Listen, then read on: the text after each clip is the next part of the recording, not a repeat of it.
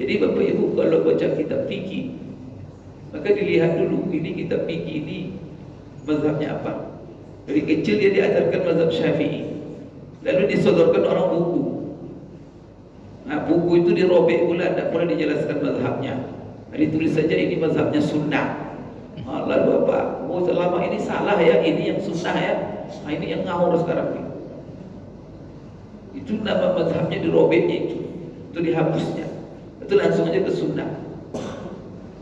Nah, itu sebenarnya pengkelabuan itu, tidak boleh. Harus dijelaskan ini kesimpulan siapa ini. Bismillahirrahmanirrahim.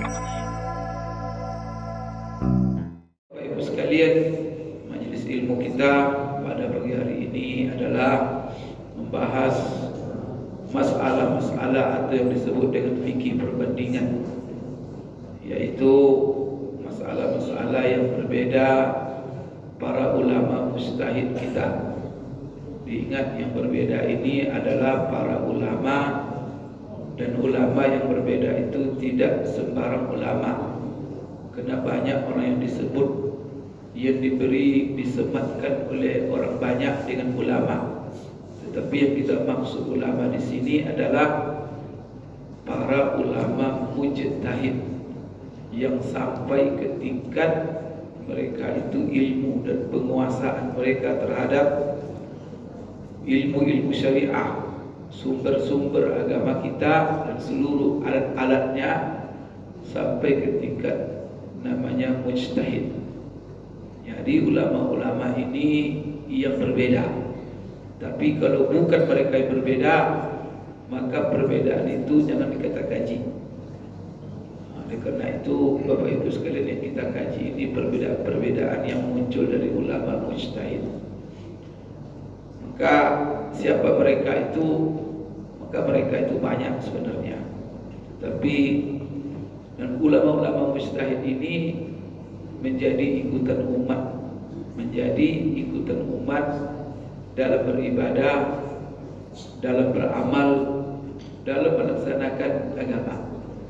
Maka ulama-ulama itu menjadi ikutan. Nah, umat di dunia Islam di dunia ini sampai hari ini, semenjak lahirnya mereka ini mengerucut semuanya mengikuti 4 ulama mujtahid yang luar biasa, yaitu Imam Abu Hanifah, Imam Malik, Imam Syafi'i, kemudian Imam Ahmad. Inilah ulama-ulama yang mana ijtihad mereka itu yang muktabar. Dan ada juga ulama-ulama lain yang muktabar, tapi pengikutnya tak ada, atau pengikutnya tidak diketahui dan tidak dikhidmat, dirumuskan, dikodifikasi oleh para pengikutnya apa yang menjadi ijtihad-ijtihadnya. Tapi ulama yang 4 ini Bapak Ibu, Masya Allah, banyak sekali ulama besar yang mengkhidmat ilmu mereka, yang mengkhidmat apa yang telah mereka wariskan dari ilmu-ilmu mereka.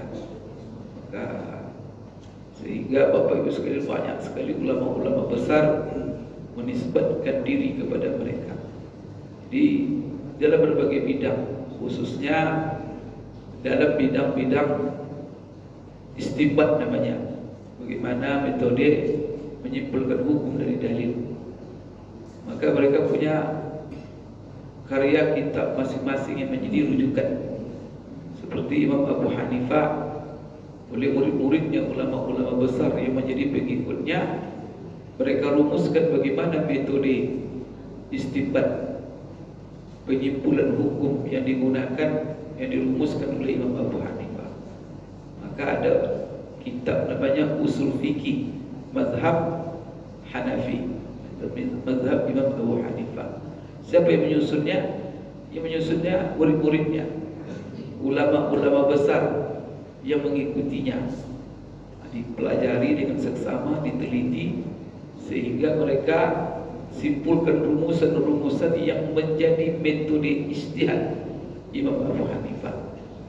Maka ada usul, kitab-kitab namanya usul fikih. Usul fikih itu adalah ilmu yang mempelajari atau yang digunakan oleh ulama dalam menyimpulkan hukum. Jadi ilmu yang mempelajari metode-metode menyimpulkan hukum dari Quran dan Sunnah. Jadi tidak sembarangan itu Bapak Ibu, karena semuanya kalau tidak ada manhaj, tidak ada metode, terjadi kekacauan. Maka hebatnya ulama kita itu sampai mereka bisa merumuskan manhaj atau metodenya. Maka banyak usul fikih mereka. Salah satunya usul fikih sebut dengan usul fikih Asy-Syafi'i, usul fikih Al-Jassas, dan banyak lagi. Kemudian juga mereka dirumuskan, dikodifikasi, ditulis pula. Bukan hanya sekedar metode bagaimana mereka menyimpulkan hukum, tetapi karya-karya kumpulan hukum-hukum yang mereka fatwakan ataupun yang dipatwakan oleh Imam Abu Hanifah dan ulama-ulama di dalam mazhabnya, itu disusun pula dalam bentuk kitab-kitab fikih. Maka terkenal kitab-kitab fikih dalam mazhab Hanafi. Banyak. Ada yang sifatnya matan, ada yang sifatnya Bapak Ibu sekalian namanya syarah. Kemudian ada yang kitab itu hanya menjelaskan hukum saja tanpa menjelaskan dalil.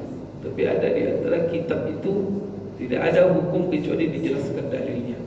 Lengkap itu dalam setiap mazhab. Kalau kita melihat bangga kita kekayaan ilmiah, khazanah ilmiah dalam umat Islam ini luar biasa. Sehingga masalah hukum-hukum Islam yang menjadi amalan kita ini betul-betul terkhidmat oleh ulama dengan sedemikian rupa. Ini membuat Bapak Ibu kita tenang beramal. Nanti kita lihat mazhab Maliki. Ulama-ulama besar mazhab Maliki, mereka merumuskan pula apa yang menjadi metode cara menyimpulkan hukum yang digunakan oleh Imam Malik. Maka ada namanya usul fikih mazhab Imam Malik. Banyak sekali usul fikih itu Bapak Ibu. Jadi khusus sehingga kita jelas oleh kita dengan adanya ulama-ulama yang merumuskan bagaimana metode qawaid-qawaid yang digunakan oleh Imam Malik dalam menyimpulkan hukum dari dalil. Ada buku usul fikihnya dan itu banyak juga. Dan ada ulama-ulama besar yang terkenal yang memang mereka itu fokus dan konsen dalam hal itu. Kemudian nanti dari situ lahir pula karya-karya fikih dalam mazhab Maliki. Maka banyak sekali kitab-kitab fikih dalam mazhab Maliki. Jadi Bapak Ibu kalau baca kitab fikih, maka dilihat dulu ini kitab fikih ini mazhabnya apa, yang sembarang, supaya kita tidak salah nanti menilai atau menganggap apa yang telah kita amalkan salah, rupanya ini ada di fikih berbeda dengan apa yang telah saya amalkan. Barangkali Bapak Ibu dari kecil sudah belajar mazhab Syafi'i, baca buku kitab fikih, rupanya kitab fikih dibaca kitab fikih Hanafi. Itu Bapak Ibu itu berbeda, bukan yang Bapak Ibu amalkan selama ini salah. Di sini sedang masalah banyak. Dari kecil dia diajarkan mazhab Syafi'i, lalu disodorkan orang buku. Buku itu dirobek pula, tidak pernah dijelaskan mazhabnya. Ditulis saja ini mazhabnya sunnah. Lalu apa? Oh selama ini salah ya, ini yang sunnah ya. Ini yang ngawur sekarang nih. Itu nama mazhabnya dirobeknya itu dihapusnya. Itu langsung aja ke sunnah. Itu sebenarnya pengkelabuan itu, tidak boleh. Harus dijelaskan ini kesimpulan siapa ini. Yang anehnya Bapak Ibu, kadang-kadang yang diamalkan itu tak ada dipatuakan oleh ulama mustahid. Bahkan yang diamalkan itu bertentangan dengan apa yang disimpulkan oleh ulama mustahid. Kemudian diamalkannya itu dia dipatuakan oleh ulama yang tidak jelas ijtihadnya. Itu yang sedih sekarang. Ini kenapa? Karena salah dalam metode belajar. Ulama ini ikuti yang menyimpulkannya itu. Dan sampai di mana kapasitas ilmunya? Oleh karena itu Bapak Ibu, ulama ketika mengikuti ulama itu tidak sembarangan. Itu penuh dengan penelitian, kecermatan. Maka seperti Hafiz Imam Nawawi memilih Imam Syafi'i sebagai acuan dia di dalam beramal, dalam menetapkan hukum. Itu bukan sembarangan itu. Orang sekeliber Imam Nawawi, Imam Ghazali, Imam Ibnu Salah, dan yang lain-lain imam besar itu. Ada orang sekarang tidak tahu metode bagi seperti ini. Maka asal ada nanti orang berfatwa aneh-aneh, ikuti lagi. Apalagi ini semuanya Bapak Ibu seperti karena selalu saya katakan sunnah. Kemudian kadang-kadang dia menyimpulkan hukum ini sunnah, ini hadis sahih. Ulama dia itu kadang-kadang tidak matang ilmunya. Dalil itu kadang-kadang dia tidak tahu celahnya, atau tidak sampai ilmunya kepada ilmu para ulama mujtahid itu. Tapi dia keberanian dia menyimpulkan hukum, akhirnya muncul yang aneh-aneh. Dia sendiri apa metodenya? Kalau ditanya dia, gimana metode kamu menyimpulkan hukum? Tidak jelas. Sehingga kalau dibaca bukunya, di sini dibentukkan begini, di sini dibentukkan, terjadi kekacauan karena tidak ada ulama kita itu tertib. Karena dunia ini semuanya Bapak Ibu, tidak ada Allah ciptakan kacau, semuanya tertib, punya kaidah. Alam semesta ini punya kaidah semuanya. Sunnah kauniyah alam semesta saja punya kaidah. Bagaimana matahari berjalan di porosnya, bulan berjalan di porosnya. Kalau tidak punya kaidah, dah hancur alam semesta ini. Dan itu Bapak Ibu sekalian, cermat sekali. Coba bayangkan itu. Alam semesta. Kalau di dalam surah Ar-Ra'd, Allah katakan, Allahu alladhi rafa'a as-samawati bighairi 'amalin tarawnaha wa sakhkhara asy-syamsa wal qamara kullun yajri li ajalin musamma. Allah katakan, coba kamu lihat kata Allah, bagaimana Allah meninggikan langit tanpa tiang. Tak ada tiang tu. Berapa umur langit ini sudah? Berapa tahun umurnya? Pernah jatuh? Bapak coba bangun pelapon, berapa pelapon itu umurnya? Mungkin 50 tahun, hancur sudah pelapon Bapak itu. Ini langit ini, seluas ini, tak ada jalan. Dan setelah itu berkata Allah, tak ada tiang. Coba lihat kata Allah, siapa buat itu? Wa sakhkhara asy-syamsa wal qamara kullu yajri li ajalin musamma. Dan Allah tundukkan matahari, bulan, masing-masing berputar pada dirinya, berjalan, berputar pula mengelilingi masing-masing. Dan itu akan beredar seperti itu kata Allah sampai waktu yang sudah ditentukan. Ada matahari bergeser dari jalannya. Beberapa tahun ini berputar dia pada porosnya. Bulan, matahari, Masya Allah, ada itu pengantungnya. Tapi Allah punya kaidah itu, punya sunnah. Coba ban roda mobil kita, berapa umurnya coba berputarnya? Setahun putar hilang, habis semuanya gitu. Ganti lagi ban baru. Ini coba peredaran itu tidak ada tabrakan, tidak ada, Masya Allah, beribu-ribu tahun sudah. Di dalam wasyamsu tajri li mustaqarrin laha dzalika taqdirul azizil wal qamara qaddarnahu manazila hatta 'ada kal urjunil qadim. Las-syamsu yanbaghi laha an tudrikal qamara wa lil sabiqun. Coba siang malam itu kaidah itu. Maka itulah sebabnya bisa orang Bapak Ibu merumuskan ilmu. Kenapa lahir ilmu macam-macam? Ada ilmu biologi, ilmu fisika, ilmu kimia, ilmu astronomi, ilmu tentang tumbuh-tumbuhan, pertanian, keperikanan, kelautan. Kenapa bisa ada ilmu? Karena semuanya Allah ciptakan pakai konon, pakai pakai sunnah. Maka bisa diteliti. Coba kalau kacau-kacau saja, bisa? Tidak ada ilmu manusia ini, Pak. Hari ini begini pula, hari ini begini pula, hari ini begini pula. Kira-kira gimana? Ada ilmu? Tidak ada ilmu. Tidak ada namanya penelitian.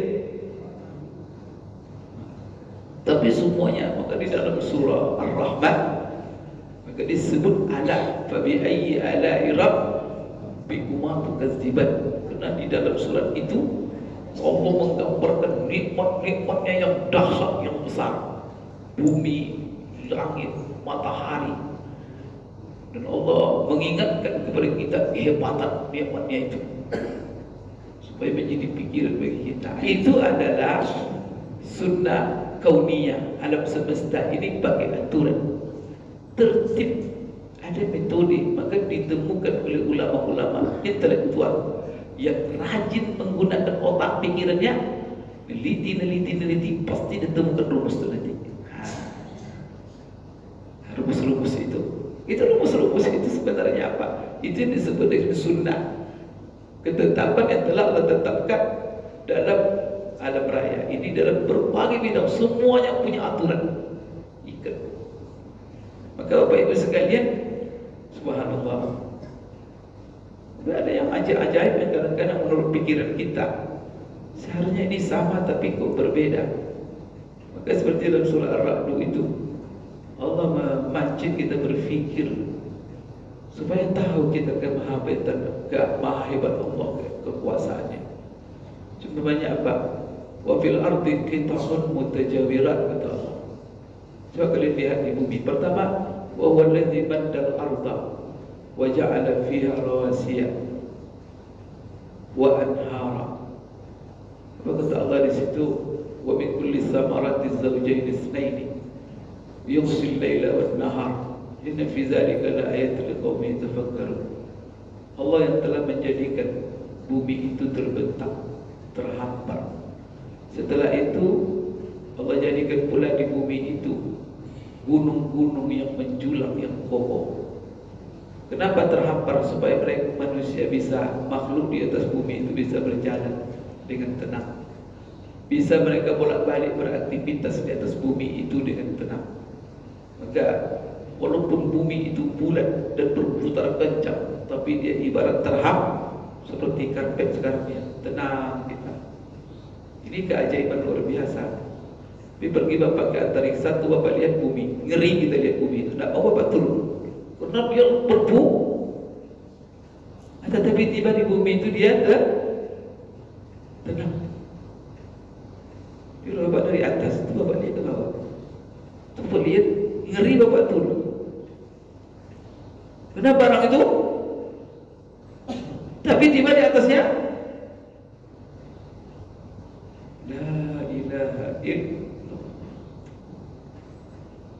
Maka itu inna fi dzalika laayatin liqaumin yatafakkarun, liqaumin yaqilun. Akal kalian tidak berpikir, kata Allah. Kemana isi kepala kalian itu tidak menjadi itu pelajaran bagi kalian. Maka coba lihat, setelah itu kami jadikan gunung-gunung. Gunung-gunung itu untuk mengokohkannya supaya dia jangan goncang. Setelah itu dari gunung itu Allah munculkan pula sungai-sungai, lembah. Dari sungai itu seluruh pepohonan, kayu-kayuan diselami air sehingga tumbuh macam-macam buah-buahan. Apa kata Allah? Itu indah. Kemudian apa lagi kami buat? Ada siang, ada malam. Dengan siang dan malam itu ada panas matahari, sehingga semuanya berjalan dengan tertib.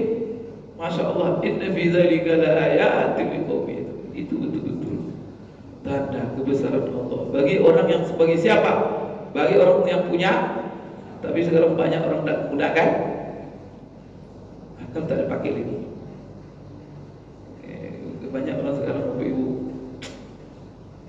tak pakai hawa nafsu aja deh. Sedih kita hidup zaman sekarang lihat, kadang tinggi-tinggi sekolah, tapi akal dia taruh di lutut, sehingga tidak mencerminkan orang-orang berpendidikan, orang berilmu, profesor, doktor, karena menjilat-jilat sama anak-anak. Astagfirullah, orang bodoh. Dah ada lagi harga diri, jati diri. Kena ngikuti otak ditaruh di dengkul, sehingga merajalela kejahatan, merajalela kebodohan. Salah. Maka Allah katakan, pikir-pikir, gunakan akal itu. Orang kalau manusia tidak punya akal, Pak, la ilaha illallah. Laqad khalaqnal insana fi ahsani taqwim thumma radadnahu asfala safilin. Maka mudah-mudahan kita Allah lindungi. Dengan mengaji ini masih kita jalankan pikiran sehat kita. Kebodohan di depan mata semua.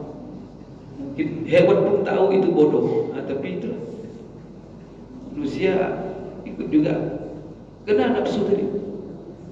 Allah kata, kalau sudah nafsu diikuti, ulaika kal an'am bal hum adall. Lebih hina dari hewan ternak, kata Allah. Itu bukan saya. Kalau akal tidak digunakan, kata Allah, laqad zara'na li jahannama katsiran minal jinni wal ins lahum qulubun la yaqiluna biha la yafqahuna biha. Kami akan campakkan kebanyakan jin, kebanyakan, dia seluruhnya, tapi kebanyakan jin dan manusia ke dalam neraka jahanam. Maka kalau kita lihat sekarang di dunia ini berapa jumlah penduduk? Masih banyak orang beriman atau yang tidak beriman? Al-Quran, walakinna aktsarun nasi la yu'minun. Kebanyakan manusia tak beriman. Zaman Nabi, zaman sekarang, zaman akan datang, selalu jumlah penduduk bumi ini lebih banyak tak beriman. Ya tak? Sekarang berapa orang beriman? Orang Islam jumlahnya 1,8 miliar. 1,8 miliar itu berapa yang sholat? Hah? Ini kalau hadir semuanya melipat ya. Berapa coba? Maka kata Allah dalam Quran, wa in tuti' aksaran nasi yudilluka an sabilillah. Kalau kalian ikuti kebanyakan manusia, kalian akan disesatkannya. Karena kebanyakan sesat. Itu Allah bilang itu. Jangan kamu ikuti orang kebanyakan. Karena memang kebanyakan manusia ini sesat. 1,8 jumlahnya 8 miliar. Berarti apa? 1/5 barangkali cuma yang beriman. Dan yang beriman itu sendiri banyak yang beriman tinggal KTP aja lagi. La ilaha illallah. Itu Allah mengatakan, karena akal ujung-ujungnya akal tak dijalankan. Tak jalan akalnya. Yang jalan cuma nafsu. Karena kalau akal ini membawa kita ke langit, nafsu membawa kita ke sama dengan di melata di muka bumi. Maka akal kalau kita gunakan cahaya wahyu, naik maka kita di atas malaikat, derajat kita makhluk yang paling mulia. Tapi kalau nafsu lebih hina dari hewan. Itu Allah katakan, maka itu berbahaya sekali. Karena nafsu manusia ini melebihi nafsu hewan. Kawat, Pak. Kalau singa berkuasa cuma untuk dia saja. Manusia berkuasa anak keturunannya. Lebih gawat dari singa. Iya kan? Singa kalau makan tidak ada pernah nyimpan-nyimpan. Dia tak capek dia memburu buruannya, ngos-ngosan dia gak kena mati, mau luka-luka dia. Setelah itu dia makan sekedar mempertahankan. Jadi singa itu, coba Bapak Ibu lihat, tak pernah singa makan tuh perutnya besar setelah makan, ada? Perhatikan. Jadi dia itu rahasianya, kalau dia makan cukup terasa oleh dia, bawa kembali kekuatannya, selesai, pergi dia. kemudian dia tinggalkan untuk yang lain. Ada singa punya bak? Hah? Singapura. Manusia 7 keturunan di Auzubillah, manusia. Maka itulah manusia kalau ikut hawa nafsu lebih hewan daripada hewan. Kerana nafsu manusia gawat Pak. Nafsu manusia ini melebihi nafsu hewan. Maka kalau dia mengikuti nafsu, lebih hina dari hewan. Itulah subhanallah, Allah turunkan Al-Quran, Allah ganti kisah akal. Tapi kalau ini sudah jalankan, sudah ini tak jalan, Quran juga tak dibaca, dan sudah selesailah. Tak ada lagi itu manusia. Maka hiduplah kita seperti riba, dan lebih dahsyat dari riba. Allah itu mengenal kasih sayang kepada itu. Tak ada itu singa menyimpan kekayaan. Banyak dicari-carinya itu sesimpannya untuk anak cucu saya katanya. Ada singa mengkader anaknya untuk supaya jadi raja hutan.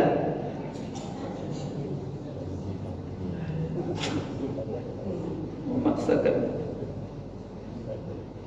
Ibu sekalian, dia manusia. Tapi itu banyak juga yang ikut Pak.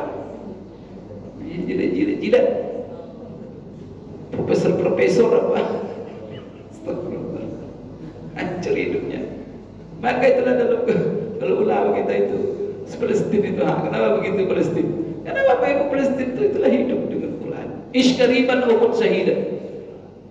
Hidup mulia atau mati syahid, itu aja.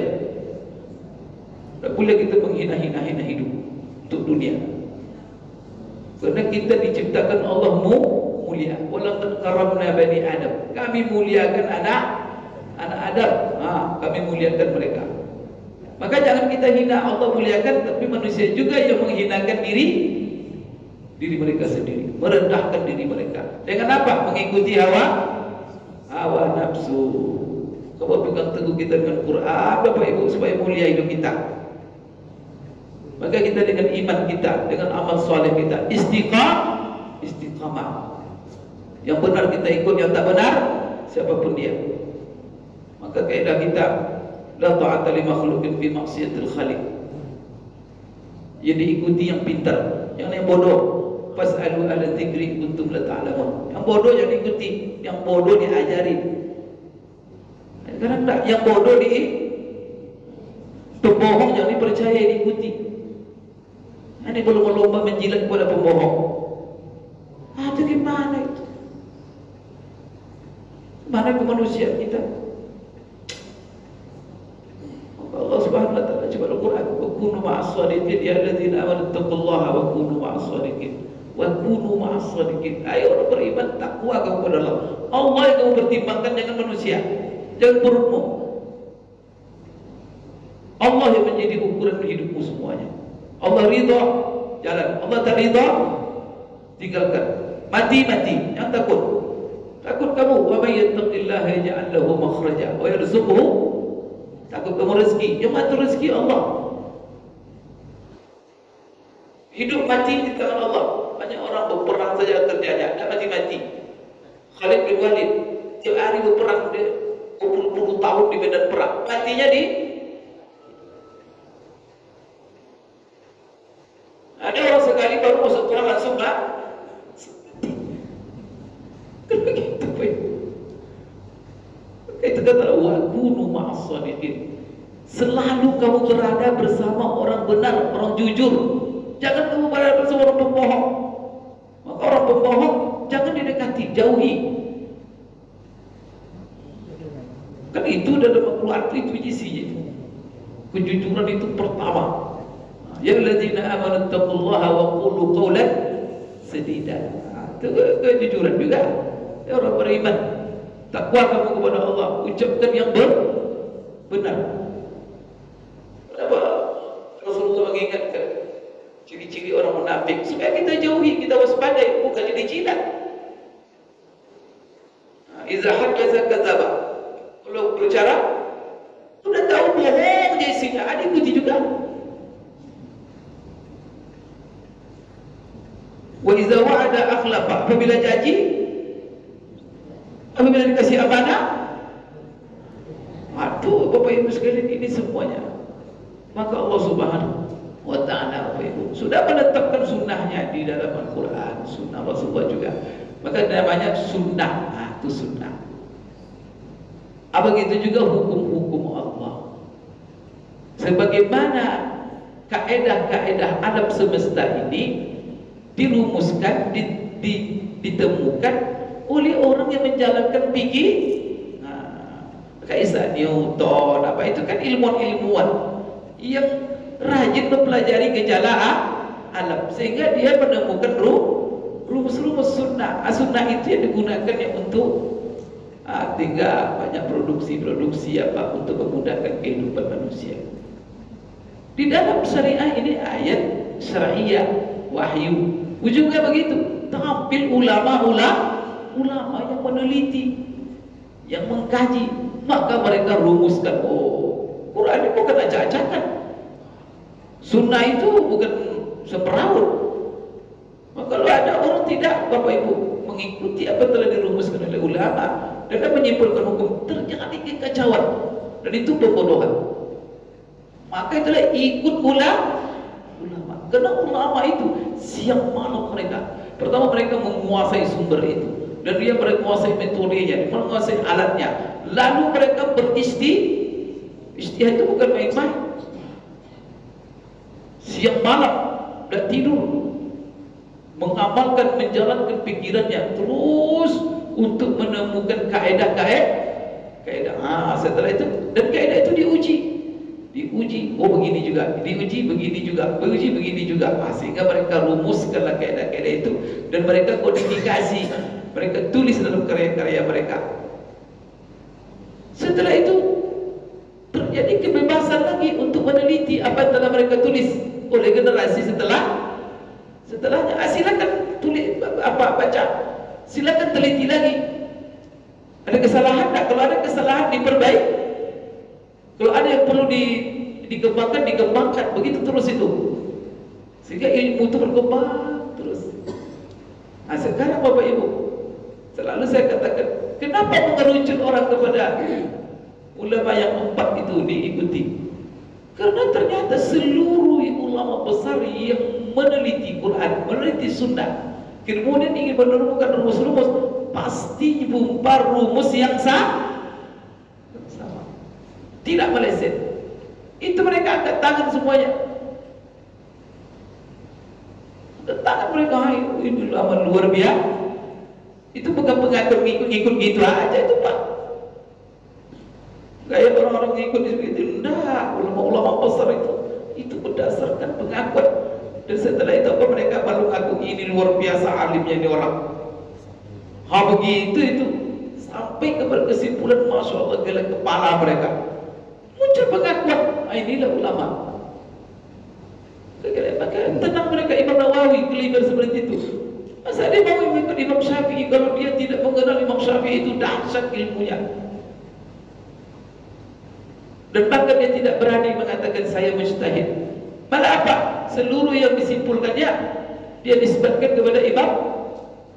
Begitulah hormat. Kita kan tidak tahu, tidak belajar. Coba Bapak pelajari, mengajar Bapak Ibu ilmu itu. Setelah itu coba lihat apa nama yang ditulis oleh Imam Syafi'i, dipatuakannya, geleng kepala kita. Ini baru yang sehingga Bapak Ibu, apa mereka kaedah-kaedah mereka simpulkan itu dibukukan. Hasil-hasil daripada praktek kaedah-kaedah itu, yaitu berupa fatwa-fatwa hukum, itu yang mereka bukukan dalam kitab fikih. Kita yang awam-awam ini tinggal baca dan siap untuk mengamal. Itu aja lagi. Dan kita tenang. Kenapa? Karena mereka Bapak Ibu teruji ketakwaannya, kejujurannya, amanahnya. Masya Allah, karena orang-orang amanah. Kalau ketemulah Bapak yang sosok mereka, maka mereka itu ulama-ulama besar itu para wali Allah semua. Bangga kita. Orang yang bersih, berpikirnya bersih, orangnya baik, apa yang dimakannya baik, yang dimakannya halal. kemudian orangnya taat, orangnya ada macam-macam, pernah berbuat maksiat, jangankan dosa besar, dosa-dosa kecil aja selalu mereka menghindar. Walaupun ulama-ulama itu kalau ada dosa kecil, tapi mereka tak terus menerus melakukan dosa itu, ya terjadi juga sekali-sekali. Jadi bangga kita. Tapi coba kalau ilmu-ilmuwan barat, Bapak Ibu, kalau Bapak Ibu lihat penampilan saja, kalau lihat penampilan saja ada jijik kita, rambut gondrong, tak mandi-mandi. Ulama kita itu, masya Allah, alhamdulillah, Islam ya. Nah, itulah kalau memulia kita dalam Islam. Komitmen istiqamah. Maka Bapak Ibu sekalian, kunci hidup ini mulia dua saja kata Rasulullah. Kalau kamu mau hidup ini bagus gini. Itu ada seorang sahabat meminta kepada Rasulullah, kasih saya nasihat pamungkas dalam hidup ini.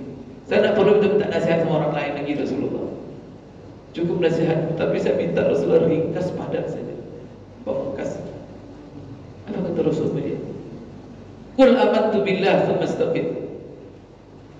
Katakan, aku beriman kepada Allah, kemudian istiqamah. Asal itulah letak kemuliaan. Tapi hari ini begini, hari ini begini, hari ini begini. Nah, maka kadang dibandingkan orang, si anu yang lama, si anu yang baru.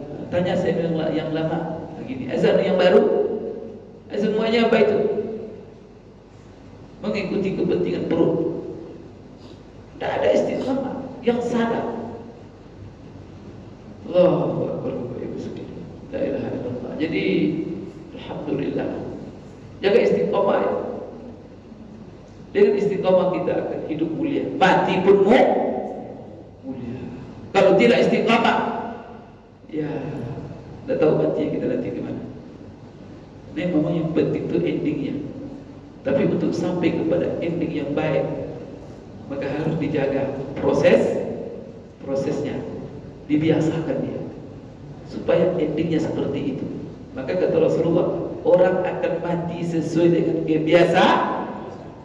Kalau kebiasaannya menjilat, mati dalam kondisi menjilat. Kalau biasa membohong, mati dalam berbohong. Maka apa? Kalau Bapak rajin ke sholat ke masjid, insya Allah meninggal sedang sholat. Istiqamah Bapak berzikir terus, insya Allah mati dalam berzikir. Bapak istiqamah mengaji Quran, baca Quran terus, insya Allah mati sedang baca Quran. Tapi kalau istiqamah main domino, mati insya Allah main domino. La ilaha illallah. Ibu sekalian, orang akan mati sesuai dengan kebiasaan. Itu Rasulullah katakan. Sekarang tinggal kita membangun kebiasaannya bagaimana kita inginkan. Maka dunia sekarang ini Bapak Ibu sekalian, la ilaha illallah. Itu istiqamah ini kadang-kadang seperti kata Rasulullah, memegang bara api. Kalau dipegang panas, bagi terbakar. Kalau tak dipegang padam dia. Tapi harus begitu, begitu. Kalau sudah zaman sudah rusak, maka istiqamah itu kepanasan kita. Tapi itu harus apa? Supaya kita ingin menjaga kemuliaan. Kalau tak, ya sudah, hina kita. Baik Bapak Ibu sekalian, yang ingin saya tekankan bahwa ini perbedaan-perbedaan pendapat ulama yang kita kaji ini berdasarkan rumusan-rumusan, kaedah-kaedah yang jelas. Cuman Bapak Ibu, dalam kaedah-kaedah itu banyak mereka yang sama. Dan ada rumusan mereka itu berbeda. Itu. Tapi kebanyakan sama. Maka terjadilah karena ada perbedaan-perbedaan terjadilah di dalam berfatwa, merumuskan hukum. Maka perbedaan-perbedaan ini yang kita pelajari Bapak Ibu sekalian, dan ingat bahwa perbedaan itu bukan berdasarkan hawa nafsu. Dan perbedaan kalau dari ulama mujtahid yang berbeda, maka di sini kita dipersilakan ikut yang mana. Tapi ingat, itu hasil jangan sembarang ulama. Tak boleh. Kalau sudah dari orang ahlinya, maka kita diizinkan mengikutinya. Tapi orang ahli,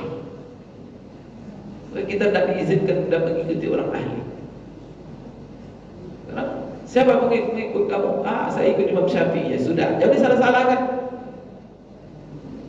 Kamu ikut siapa? Imam Abu Hanifah. Ya sudah, kamu ikut Imam Abu Hanifah. Selama dia ikut ulama tapi dibilangnya, kamu ikut siapa?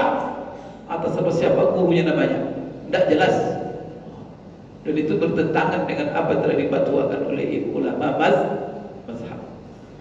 Maka ulama mazhab ini representatif daripada merujuk kepada Quran dan Sunnah. Kalau kita ingin merujuk kepada Quran Sunnah, mereka itulah patokan kita. Itu tuh Bapak Ibu. Sekarang Bapak Ibu sekalian, kajian kita adalah sholat. Jadi kita kaji sekarang tentang rukun sholat saja. Mana mengangkat tangan takbiratul ihram Pak Ustaz kajiannya. Itu nanti di sunat sholat. Berarti kalau tidak kita kaji, tidak masuk kajian dalam rukun sholat, berarti tak ada ulama yang mengatakan itu rukun. Maka kemarin kita kaji pertama masalah niat. Maka masalah niat ini rata-rata ulama mengatakan rukun. Tapi Bapak Ibu ada yang mengatakan itu bukan rukun, tapi adalah itu syarat sah solat. Dia wajib tapi tak masuk rukun, tapi masuk kategori sah. Kemudian yang kedua adalah takbiratul ihram. Takbiratul ihram kita sudah kaji panjang 4 mazhab. Ada yang mereka sama, ada mereka berbeda. Ada orang yang paling penting dengan takbiratul ihram itu Bapak Ibu yang kita kaji kemarin, perbedaan. Ini juga Pak, perbedaan ketiga di antara ada orang yang memanjangkan Allah, ya kan? Allahu Akbar, atau dia panjangkan Allahu Akbar. Itu sah solatnya tak? Kalau Bapak Ibu saya tanya, sah solatnya tak? Tak. Berarti mazhab Bapak Ibu apa? Syafi'i mazhab Bapak Ibu, kan gitu. Karena jumhur ulama semua mengatakan apabila dipanjangkan hamzah pada Allah, maka batal sholatnya, sengaja atau tidak. Itu jumhur. Imam Abu Hanifah, Imam Ahmad, Imam sengaja tidak sengaja batal sholatnya. Ada satu ulama mujtahid itu berfatwa tidak masalah. Siapa? Imam Malik. Tapi dengan catatan itu dilakukannya tidak sengaja dan dia tidak tahu. Kalau ada imam kita SD-nya tak tamat, makanya di imam dia Allahu Akbar. Bapak Ibu ikut dia dah. Kalau Bapak Syafi'i tak Bapak ikut itu, suruh berhenti dia. Tapi kalau seandainya Bapak Ibu sekalian, mazhab Bapak Ibu sekalian Maliki, ya tapi kan kita tak pula apa. Maka di situ Bapak Ibu sekalian kadang-kadang kalau kita sah solatnya, maka kalau ada orang solat itu selesai dia. Sekarang ini mohon maaf bapaknya Pak, itu gunanya kalau kita pelajari khilaf ini. Kita tak jenuh nyalah-nyalahkan. Pokoknya imam Bapak ini sudah lama, mungkin sudah lama Bapak solat, mungkin bertahun-tahun dengan dia. Bacaannya Allahu Akbar. Gimana tuh Pak Ustaz? Sudah 10 tahun kami sholat di belakang dia. Jadi sholat kami selama ini, kalau menurut Imam Syafi'i batal itu. Hadis itu maksudnya Bapak Ibu. Tapi ketika kita normal seperti ini, ganti imamnya, jangan dia jadi imam.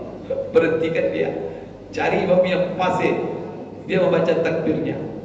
Tapi Bapak Ibu yang sudah lama-lama diulang sholat 10 tahun sama dia, atau dimarahin dia, digebukin, kurang ajar. Jadi Bapak Ibu, hadis inilah kita lihat dia sengaja atau tidak.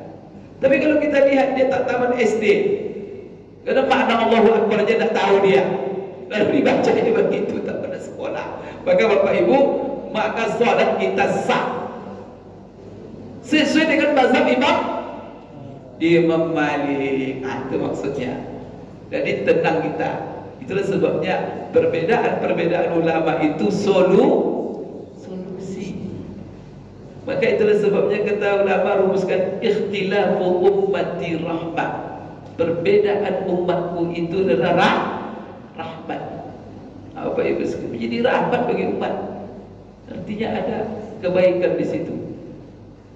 Banyak sekali itu masalah dalam hidup kita. Maka saya kadang-kadang Bapak Ibu ditanya, Pak Ustaz saya begini. Kalau kita terapkan mazhab Syafi'i, itu fatal. Tapi barang itu sudah berlalu. Kalau kita paksakan fatwakan, itu luar biasa. Kacau hidupnya. Tapi ada ulama mujtahid yang lain mengatakan itu tak masalah. Fatal Pak. Tak masalah. Maka apa? Ya sudah. Kalau saya diam aja saya teruskan. Karena ada ulama mujtahid yang ijtihadnya mengatakan itu tak ada masalah. Dan itu ijtihad yang muktabar. Selagi ijtihad yang muktabar, kaedahnya tidak boleh saling menyalah. Sehingga solusi. Coba kalau tidak ada itu. Itulah kata Umar bin Abdul Aziz, kalau tidaklah ada perbedaan ini, maka kehidupan umat akan menjadi sempit. Tapi dengan ada perbedaan inilah, itu yang terjadi. Kadang-kadang Bapak Ibu yang kita hadapi, gimana ya? Saya ini kalau saya paksakan mazhab Syafi'i ini kacau saya ini. Tak mungkin ini. Tapi Bapak Ibu tahu ada mazhab ulama mujtahid lain berfatwa lain yang di situ bisa meringan. Tak ada masalah ikut.